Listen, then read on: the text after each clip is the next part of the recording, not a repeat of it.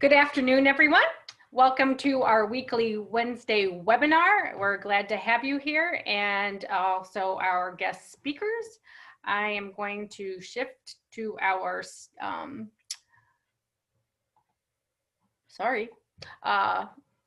presentation, and then we will introduce everybody and make it happen. And okay. All right, well, again, welcome. As usual, we get started with, some near West Side partner reminders.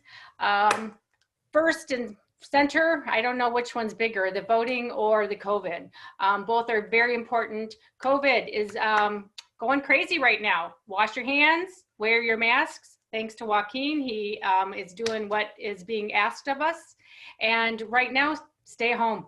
So regardless of that, we do want you to vote.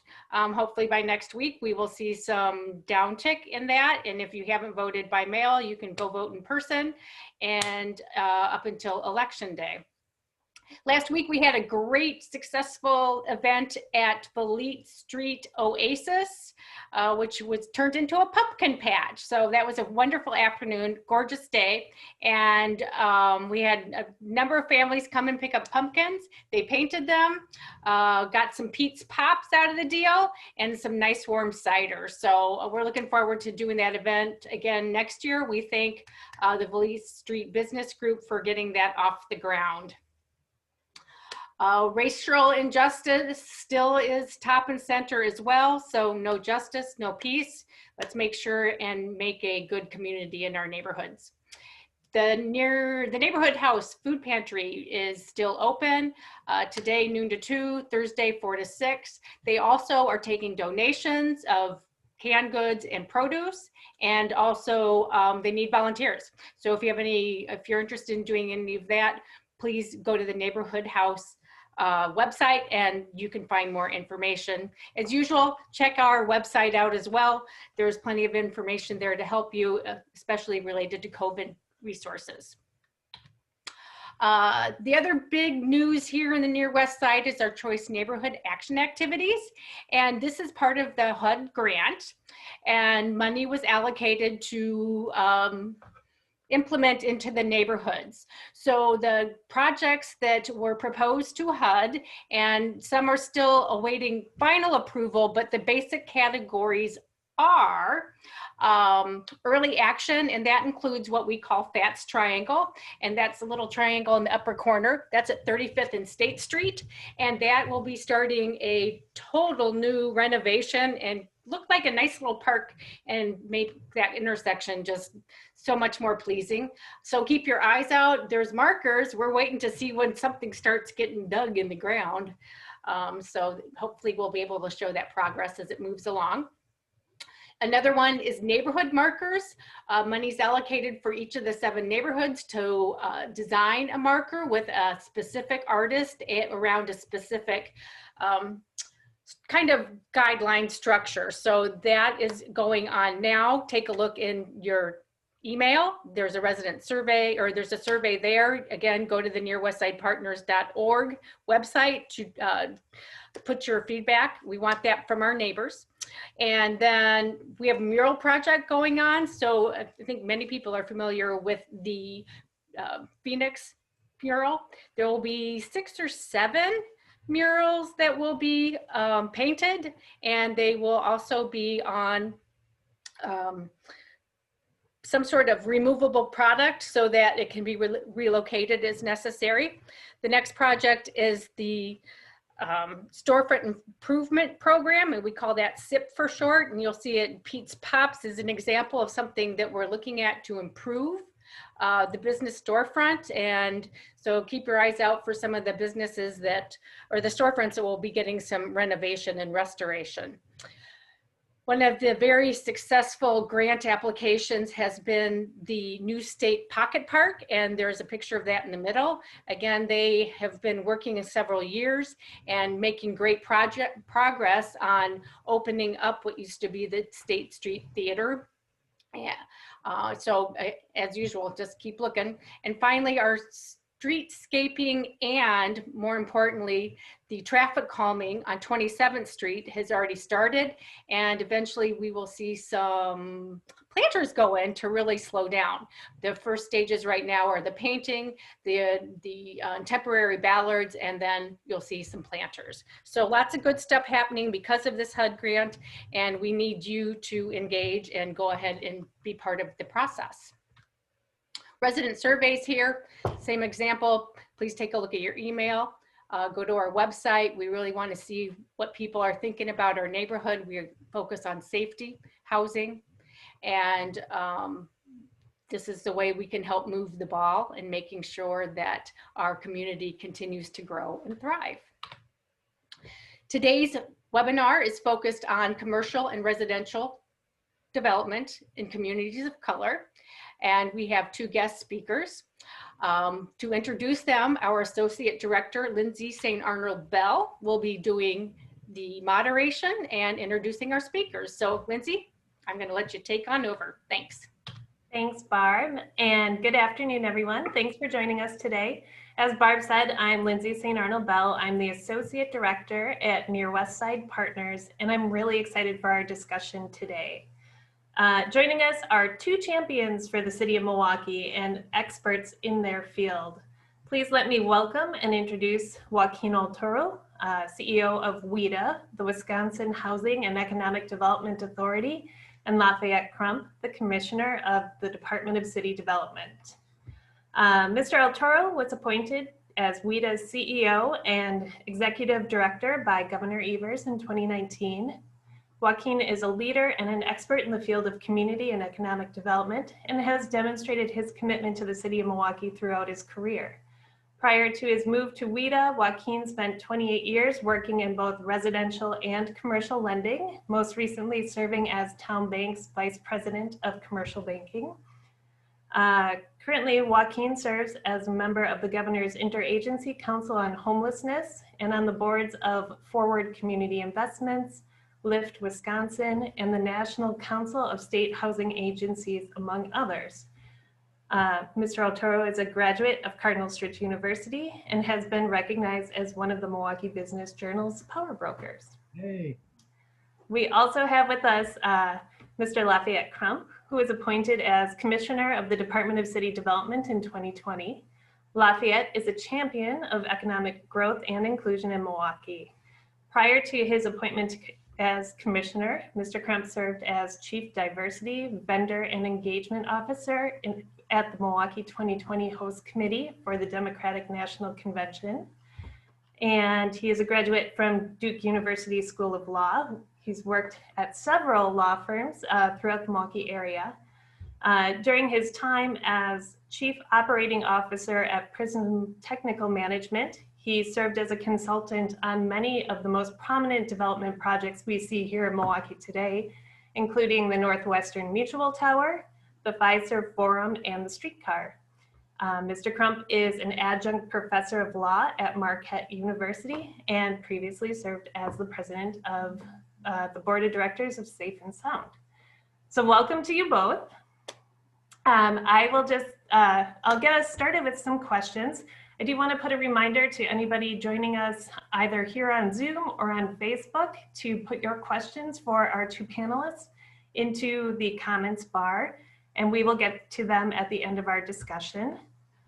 So I guess maybe to kick off our conversation, I'd like to start with a question for both of you. How does your organization, the Department of City Development and WHEDA, support small businesses and home ownership both in Milwaukee and throughout the state? Well, I'll tackle that. And good afternoon, Lindsay. Good afternoon, Joaquin. Good afternoon to everyone watching. It's good to be here. And forgive me for the halo effect behind me. I figured if I'm going to be on a panel with Joaquin, I need all the assistance I can. So having angels behind me is, a good start. With respect to supporting local small minority businesses as well as doing housing work within the city, I think you've really hit upon some of the elements that are most important to the work that we do at the Department of City Development. We recognize that when we are shepherding government resources, which are, of course, the resources of the people, we have a duty to ensure that we are not just supporting all of the residents who pay into those funds that ultimately get utilized, but also to address some of the inequities that government has entrenched over the years. And so, with that in mind, it's important to DCD, it's important to the mayor's office, it's important to really the city as a whole to ensure that we are not just including small minority and women-owned businesses in the work that we do, but to be very intentional about going about doing that. And so you see that in our development agreements, where people who get a significant amount of assistance from the city are required to utilize at least 25% diverse businesses on the work that they are doing, and at a minimum 40% local residents, often who are either underemployed or need additional training to get to a journeyman or a higher level in the work that they're doing. You see it in some of the smaller scale developments and renovations that we do, where we intentionally, seek out diverse companies to do work on some of those residential rehabilitations and really encourage the residents to do that as well.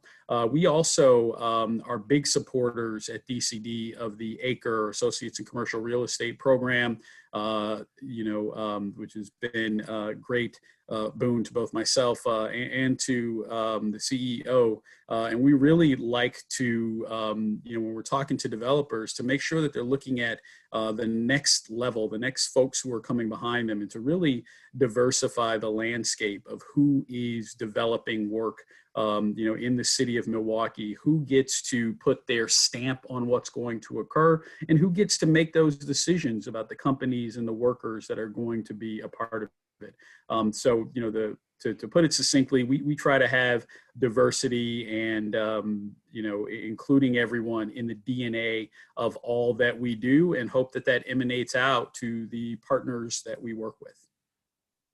Thank you, Lafayette. I will start, first of all, that the reason I'm wearing this mask is to make sure that we're modeling the correct behavior. Masks save lives. We've seen how it's devastated Black and brown communities throughout the state, but now it's not discriminatory COVID-19. It is, there's everyone from all over the state that's being impacted. So I will leave this on. I'm here by myself at home, but I think it's always important to model this behavior, and I ask respectfully that we continue to share the message of masking up. So thank you. I always appreciate being and sharing the screen with Lafayette Crump. And the reason why is because we had a very special relationship in advance of our new positions. We grew up and we come from the same fabric. And it's exciting, if I might even say, Lafayette, it's about time that we have the ability to now lead and really, through kind of our lived experiences, really kind of have an opportunity to lead our city and kind of define what economic development success is. Not only our ideas, but we knew that we ourselves could be successful when we're inclusive, and we were included. And so that I know you and I, it's deeply ingrained in being inclusive in the way that we want to be successful with economic development. Now, for WHEDA, what's interesting about WHEDA is that I think a lot of people think they know what WHEDA is. And I'll be honest with you, I thought I knew what WHEDA is. And so I'll try to throw it out in minutes to what WHEDA does. And I can't believe that I'm getting to a point of being able to say it in minutes, because there's a lot that we do. But the truth is, a majority of what WHEDA does when it comes to kind of doling out resources is that we put monies out that is used for first-time home buyers. These monies are below market interest rates, little to no down payment, and then we partner that with down payment assistance. The first-time home buyers, to give you an idea how big that program is, in 2019, we did $500 million worth of first-time home buyer loans, which was almost 4,000 first-time home buyers throughout the state of Wisconsin. We don't lend directly. We work with banking partners. They then put those dollars out into the community. And if you want to talk about getting directly at the conversation of wealth creation and sustainability, it's home ownership. That aside, the other thing we do is we administer tax credits.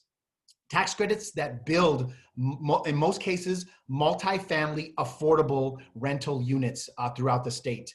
And the reason why that is important is because what we're seeing is that the average income in Wisconsin over the last 10 years has been lowering. But guess what? Affordability, rents have been raising. So where do we fill in that gap? Hopefully we do that by providing the tax credits that allows developers to build these multifamily affordable units and then offer the affordability through rent. And then also, WHEDA stands for Wisconsin's Housing and Economic Development Authority. Economic development to us is kind of business, small business banking, or lending. And what we've done in the past is we provide loan guarantees. So we work with banks. If there's a deal that they feel uncomfortable doing, we put a guarantee along with that to get them over the fence to do the deal. And what I realized when I came in, you had mentioned almost 30 years in commercial banking experience or lending, is that WHEDA could be stronger and more impactful in economic development. So right now, between us and all amongst friends, is that we are retooling, we are re-evolving what economic development should be. And so I'll give you some early insight about what some of the work is we're going to do. Number one is we're going to support CDFIs, Community Development Financial Institutions. What I would say the easiest way of defining them is nonprofit banks. And they lend to, in most cases, low and moderate income communities. And what's special about them is that they really provide kind of the technical assistance that helps businesses grow. WIBIC is an amazing example of what a CDFI is in our market. But what I've realized is that CDFIs could be stronger. And so WHEDA, what we're trying to do is not only do we want to support them, but what we want to do is figure out how do we create a pathway that builds their capacity to have a higher impact. Why? Is because I come from banking, and banks could do a better job at understanding and investing in low and moderate income communities. They can throughout the nation. This is not an indictment locally, this is an indictment to all banks, is that we and they can do better at understanding low and moderate income communities. CDFIs are the great place where they fill that gap, and they can work with folks that may have credit issues or don't have a heavy background in collateral. So the other place that we want to really play in is understanding how housing and economic development hybridize, how they play together. I am tired of seeing where we build housing, but these multifamily units, but we're not really understanding how economic development can play. Sometimes WHEDA has provided tax credits that we see sometimes the top 4 floors people live, and then there's vacant retail. Like, what is that about? How does that really add and lend to economic development and the neighborhood, a confidence in the neighborhood? So we have to think differently as to how do we provide economic development. Is it perfect example is the Villard Library, where you see a library on the first floor, the Mitchell Street Library. There's so many examples of that, where you have the library on the first floor and you have housing upstairs. There's many different ways that we can re-envision economic development and housing. And then lastly, something that Lafayette and I share is our passion for really increasing the cadre of emerging developers, especially at this point, developers of color, but even more importantly, underrepresented color developers. It would be women. I also want to be engaged with disabled veterans as developers. And so we have a multitude of ways that we're going to be engaged in that, from the way that we incentivize tax credits to the way that we build and support the ACRE program that, if you don't know about it, Google LISC and ACRE. It's a program for to really train those of color that are interested in being involved in development. So I'll stop there, but really excited to kind of give kind of an insight of what WHEDA is up to right now and for some time. I truly appreciate that, because I do think a lot of people think they know what WHEDA does, and it probably just scratches the surface. Yeah. So another question I guess I'd like to hear a little bit from both of you about, in the time of COVID-19 in particular, but not this time alone, what are some of the challenges that you see development in Milwaukee communities, and how have your organizations worked to overcome them? And what work do you think what steps can we take to ensure that a pandemic doesn't set us back another 20, 30, 40 years? All right, I'll get started, and Joaquin can clean it up for me. I think, man, what a question. How do we make sure that this pandemic does not set us back for decades? I think we all want to try to find a way to ensure that doesn't happen. I think, for better or for worse, when it comes to that issue, we're not on necessarily a worse playing field than communities all over, this country. We can certainly have a conversation, perhaps in another sphere, another time, about the specific impact in particular states or municipalities. But this is an issue that we're dealing with all over the country, particularly as it relates to some of those smaller businesses and smaller entities that we've talked about, who have less of a safety net, if you will, when dealing with things of this nature. I think that you've seen, from the governor's standpoint, from some of the things they've been doing with WEDC, not to steal any of Joaquin's thunder in terms of state response, but also the city response in terms of CARES dollars, CARES Act dollars, the mayor's restart program, where we've had 2 rounds of it thus far, to really do what we can to not just prepare our businesses for dealing with the fallout of COVID, but also importantly to keep people safe. I think that is the number one issue that that governments have to be thinking about, and governmental entities have to be thinking about, is keeping people safe. There's obviously an economic component to it as well, and ensuring that we don't massively lose businesses and in turn massively lose employment opportunities for people. But people are not going to be able to take us up on and take the private sector up on those business opportunities if they're not healthy or God forbid, not alive to do so. So that has to be the number one priority. And we have to have, a real community mentality about the importance of that and not, sweeping that, under the rug. I think that some of the things that you've also seen, in addition to funding and support for businesses, is communicating the right attitude and communicating the right level of optimism about supporting businesses in a way that we can, ordering takeout from restaurants, supporting entities, and you can't necessarily fill them up the way we might want to, or patronize certain things, but all of the different online options. We have to tackle this as a community and not just leave it to one particular segment of the populace or one particular segment of our entire, economic model to resolve these issues. Yes. I'll answer this question as it pertains to doing the business of WHEDA and what COVID affects. And I wrote 3 notes here that it's affecting for us. Number one, it affects the value of everything. And what does that mean? Well, when we have to build or when we have to design, right now, there's such a concern as to the value of the construction, the value of those that need to construct, the value of tax credits, the value of interest and money, the value of everything has been impacted. And so that is obviously a significant concern, because if that is my tools and my tools are expensive, then that eventually ends up being passed down to the end user, which is our homeowners or our renters, which is kind of, is unfortunate. Number 2 is the confidence in everything. And confidence is something that people are just feeling, they don't know what's going to go on. How do we support?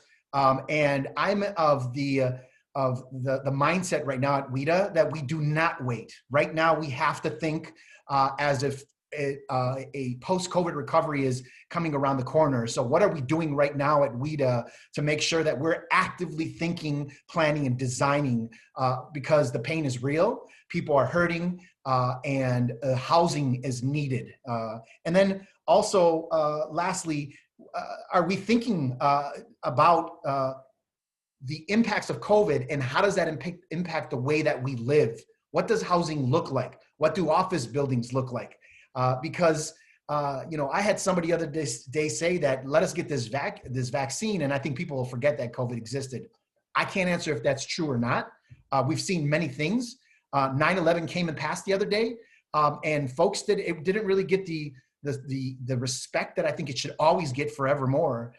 However, I think that there will be a change in behaviors due to COVID, and so how does that impact the design of everything? But then you know, the positive side of this is to what opportunities are there? And Lafayette, you know, you and I have talked a little bit about home ownership. Home ownership is economic development. I want people to take a moment and understand what that means, but also it's health and wealth.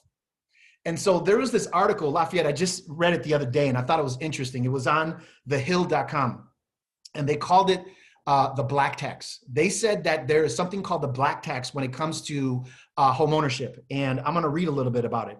It says, in a study published earlier this month, MIT researchers found that Black Americans pay $743 more annually than white Americans when it comes to mortgage interest payments, $550 more per year in mortgage insurance premiums, $390 more each year in property taxes, totaling more than $13,000 over the life alone.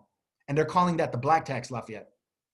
And now, so if we think about it, my mom was an elementary school teacher, single mother, but she had the privilege. She didn't make much, but she had the privilege of purchasing a home when I was very young. And imagine the impact that had on me, just knowing that I had a home, knowing that I could come home to home, and knowing that we could call it ours. And my mom to this day retired probably about 4 or 5 years ago, but has a home that's free and clear, that owes nothing on that. Do you think she'd have the ability to then eventually in her life to either live off of that equity and or potentially pass on that equity to my brother or to my sister and I? And it's just amazing the impact that a house has. But then the reality of some of these disparities that are in line. And Lafayette, I think when you and I were talking about it, you've had the privilege of, I believe, and forgive me for not making this up, but the privilege of some homeownership when you grew up too. Is that correct? Yeah. That's correct. That's correct. It's, I mean, the point you make about the black tax is, it's so huge. I mean, it's hidden in some ways, and it's kind of a shame that it's hidden because we make so many assumptions sometimes about the choices that people make. Well, why don't they just do this, or this is available to them, you know, and we don't recognize all of the little moments, and I appreciate that you broke that down and specified all of the different areas that the article mentioned about how, you know, essentially, you know, various elements of the financial structure, let's call it systemic racism, let's call it what it is, add up to that tax on Black people when they are simply trying to participate in, you know, what we like to call the American dream. And so we have to find ways, you know, within government and within society to ameliorate some of that, to remove those barriers, so that, you know, we like to think that if you just make things equal for everyone, then, you know, people have nothing to complain about or no other barriers to overcome. But, you know, so-called equality in the current moment, when there hasn't been that equality for years, just doesn't get us to where we need to be. So we have to be proactive and intentional about how we model programs and how we model, you know, our focus in order to get to a point where we're putting the appropriate attention and wealth in various communities.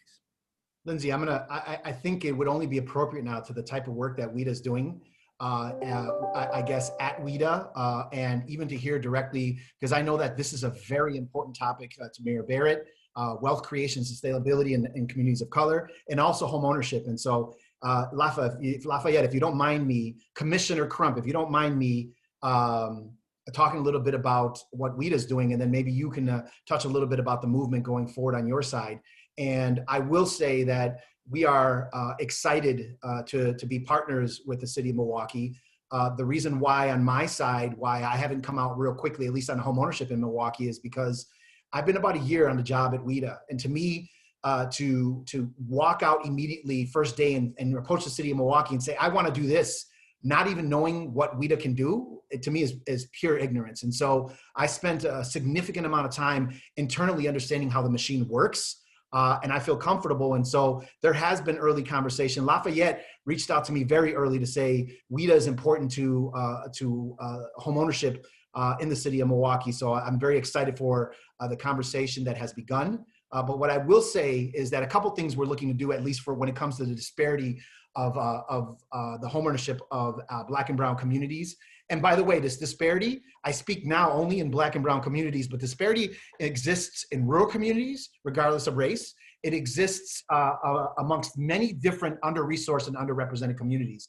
But for the purpose of and the subject of this of what we're talking today, I will speak to Black and brown. And so a couple things. We are funding a study, and I find this interesting is that what I hear sometimes is if we were to say 7 out of every 10 African Americans are not eligible to purchase a home, what I hear is that 3 are. And so the question is, what type of work are we doing for those that are eligible? And what are we doing to get them over the fence? What are we doing to get quick wins? And the reason why I think quick wins are interesting, this goes directly to my personal experience in the city of Milwaukee, born and raised, is the fact that there are neighborhoods on the south side and the north side of Milwaukee that we can go on and block upon block does not have one homeowner. If I could put one homeowner, and believe me I want to put thousands, if not tens of thousands. But we have to stop talking at a level of, I wish we could, and actually execute and have some wins. And so what I'm doing is funding a study to get deeper at those that are currently eligible. Who are they in the state of Wisconsin? Where do they live? What is their age range? What is their credit score? And what are the best practices in other cities to support these communities? What I want to do is then take that information and bring it forward to the practitioners in the city of Milwaukee and throughout the state to say, you think you knew about Black and brown and who they are and who are they? But I've heard enough banks, enough practitioners say, I just can't find them. I don't know who they are. I have friends in my circle that have asked me, how do I buy? Where do I buy? How do I start the process? And they're ready to go and they are of color. And so if I were to bring this information to the practitioners and show them, first of all, this is who is currently eligible, and this is the work that is being done outside of Milwaukee, here's an opportunity for us to collectively think about how do we have some wins. But on top of that, currently, what are we doing at WHEDA amongst the products? Because remember, I told you $500 million in 2019. We looked carefully at our products and we understood that there has been changes in Fannie Mae and Freddie Mac and their underwriting guidelines that have been concerning to us for low and moderate income communities. And so what we did is we're building more our FHA program. We increased our down payment assistance. And those things get at some of the direct barriers to entry, especially down payment, and especially programs like FHA that can sometimes consider issues of credit and can do a lower down payment. So I'll pause there and love to pass it on to Lafayette, and I'll fill in thereafter, sir. Yeah, I think, the passion you can hear from Joaquin about the opportunity to really make an impact here is something that we share. And it takes that passion to really make a dent in what I think is a crisis in terms of the lack of home ownership that persists in some of our communities. On the flip side, what Joaquin says is absolutely right. If there are 7 that aren't, there are 3 that are, and how do we make sure that we are giving them the tools that they need? One of the things that we're doing at the city is, for the 2021 budget, is we'll have a program to assist with down payments for people who are ready to do it, ready to make that plunge. We are looking at various alternative home ownership models, so community land trusts, housing cooperatives. There are a number of different ways to participate in home ownership. And when things have been, when communities have been left behind for some time, some of these things we have to do to be aggressive and provide additional models to get people into that space is something that we're looking closely at. We're excited to partner with WHEDA on figuring some of these things out. I'll be excited to hear what comes out of that study. We've been in conversations with various community development finance entities, in conversations with the private sector, with philanthropy, about how can we leverage city resources, where we're going to be putting about $6.5 million directly into this. We have a lot of indirect spending on housing as well, but here's direct spending that is going to go into the hands of potential buyers and renters to get them into spaces where they are comfortable. Housing stability and financial stability are prerequisites to building financial and generational wealth. And not to mention all of the other ways that it impacts a person's psyche, whether that is the grown person who owns that house or signs on the lease, or the children who are in that home. Think about what we're experiencing right now with COVID and children learning from home. And what is that like if you don't know what your home is going to be a week from now or a month from now? Think about what Joaquin said about the stability and the comfort that provides, and the confidence it provides to come home, to your family home. And that's something that resonates with us at the Department of City Development, and that we'll keep working toward as time goes on. I really appreciate this perspective. I think as we talk about economic development, we tend to be so focused on small businesses and putting people to work, which is certainly important, but home ownership is such a key part of that success, and you can't work one without the other by any stretch of the imagination. I do have one other question, and then we can open it up to any questions we may have received from people who have tuned in. Kind of zooming out a little bit, Milwaukee is the powerhouse for the state of Wisconsin, and I believe about 40% of the population of the state is located either in Milwaukee or Madison, or between Milwaukee and Madison.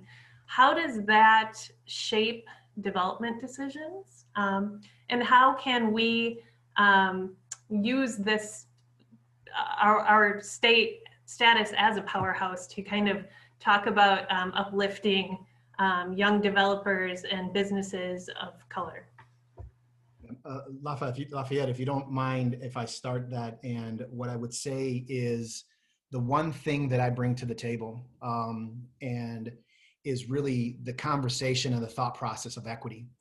And so almost 30 years, a majority of my time has been deeply integrated in the conversation about economic development in the city of Milwaukee. Then it grew a little bit regionally, but exclusively to Milwaukee.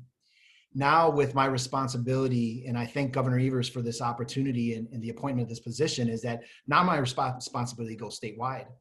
But imagine that I worked as a banker in the city of Milwaukee with very little resources, but we figured it out. We figured out the concept of leverage. We figured out the concept of collaboration. We figured out so many things, and there are many folks that really can attest to the fact that we collectively took so little, but we did begin something that really that is kind of that has emanated for some time.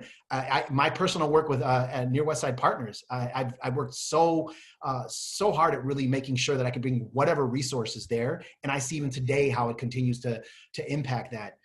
Now imagine when you have a rural community that says, state government doesn't care about us.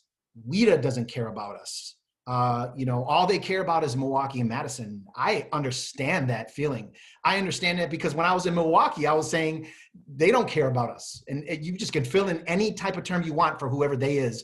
They did not care about us. And so I feel like I personally am the perfect banker, the perfect representative to push WHEDA and really think about equitable representation and equitable sharing.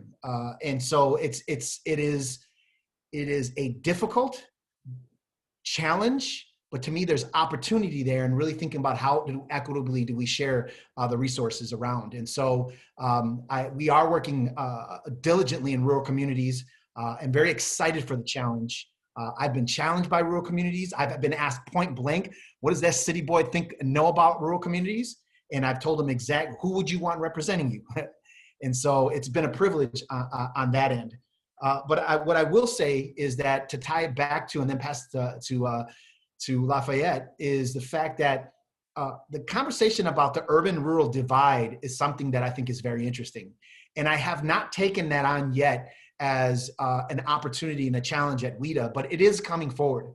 And the way that it's coming forward is the fact that I hear rural communities as one of their humongous problems in development of development of any kind is that they don't have developers. And remember how Lafayette and I started this out, is that we are committed to building the cadre of developers, not only for the privilege of Milwaukee and developers that come from Milwaukee to define what development looks like, but if opportunity exists outside of the city of Milwaukee, why are not we introducing now our developers of color to opportunity? And it is happening. And there are things that at least I'm doing at WHEDA to incentivize that. So to me, it's exciting, but it really begins to get at this issue of kind of this urban and rural divide.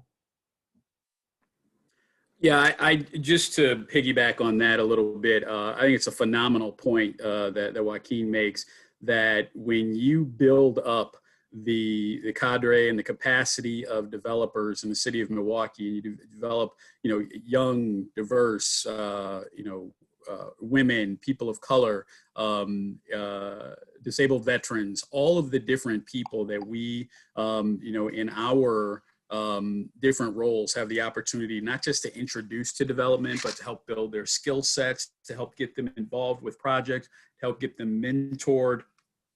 They will be able to take those skills even outside of the city of Milwaukee to bridge some of that urban-rural divide, to bridge some of that divide that even sometimes exists between Milwaukee and Madison, as much as those two cities may have in common, and different political attitudes or perspectives on urban environment. There are things that developers can learn in the city of Milwaukee that they can take and do throughout the state.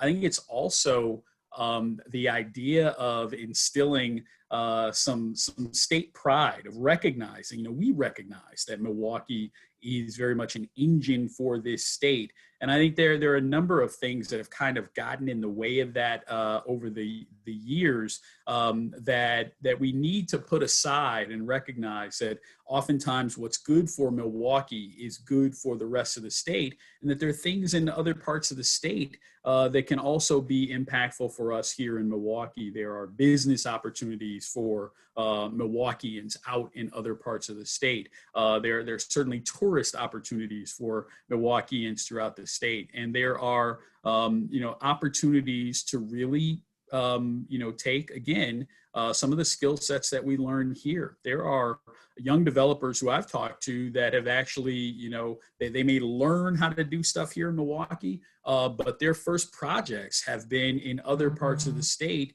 in part because there's so much attention on various areas in Milwaukee that often there, so many people are competing for the same parcels where there might not be as much attention out there. So smart people will go where the opportunities are, and that's going to be throughout the state and not just in the city of Milwaukee. Interesting. Thank you both. So it looks like we have a lot of questions coming through, which is fantastic. I will start with the ones that I can see here. Can you talk about the re-employment for communities of color and how it relates to development? What I would say is we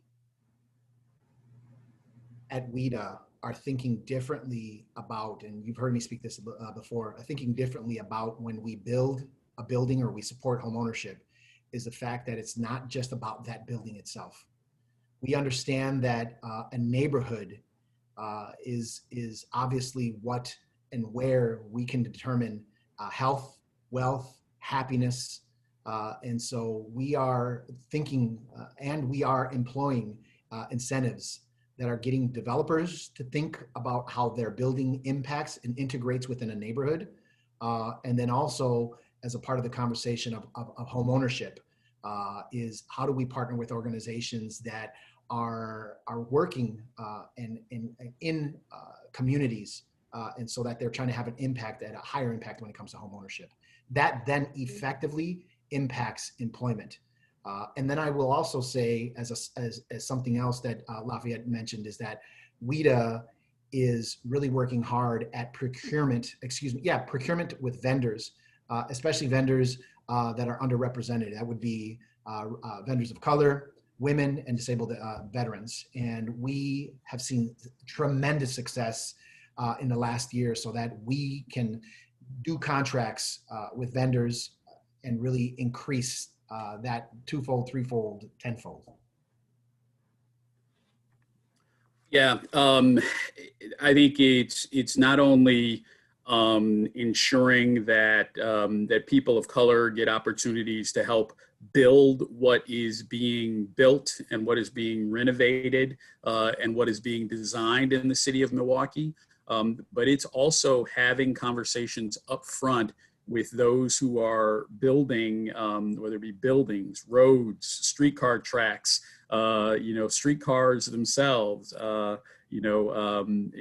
outdoor entertainment facilities, is not just who's going to be building this and who's going to be designing it, but who's going to work here after the fact. What are you going to do to reach out to the community to let them know about these job opportunities, but also to help train people, to help make sure that the employment of this place looks like the city of Milwaukee when you're done with it, and that it's not simply a place for maybe people from the suburbs or people from one or two neighborhoods in the city of Milwaukee to come work at and then take their spending dollars elsewhere. How are you going to make sure that the things that are built in Milwaukee benefit the people who live in the city of Milwaukee?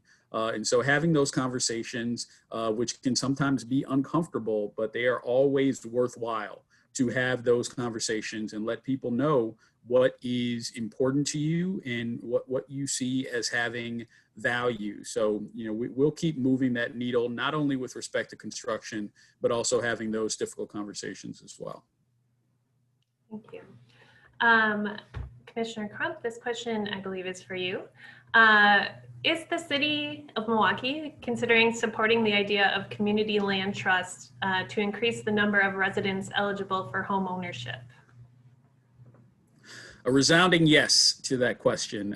It is a part of the mayor's 2021 budget to ensure that community land trusts as well as housing cooperatives are explored and implemented so that there are other opportunities for people to experience the fruits of home ownership. We'll be working with other partners to examine the best way to go about designing those programs. Looking forward to having additional conversations with members of the council on that as well. Thank you. I see another question that just popped up for you here.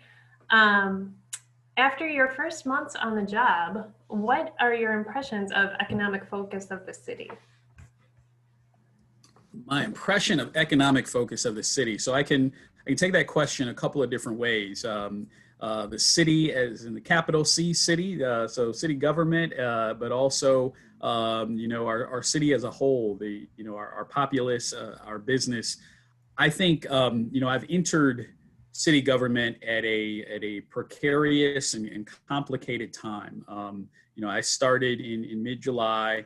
In the heart of COVID, of trying to wrap my arms around what the department is doing, what our personnel are doing, and where our priorities are. I think the first impression that I got, more than anything else, is how dedicated city employees are to representing and doing the work that benefits the citizens and the residents, I should say, of the city, residents. That we have a city government that understands, that we understand kind of the Byzantine nature of the laws, all the different hoops that people have to jump through, who go above and beyond to explain things to people that are trying to get things done, to point to making the connections, to putting them, in the right area.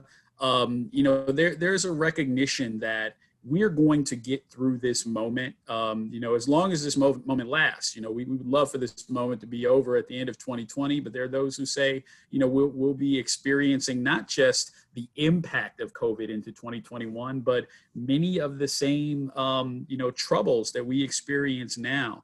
And so we recognize, however long this moment is, it is a moment, and we have to find a way to set people up for sustainability during this time, but also success thereafter. So we continue to do kind of the dual work of preparing people for the future and helping them deal with it in the moment.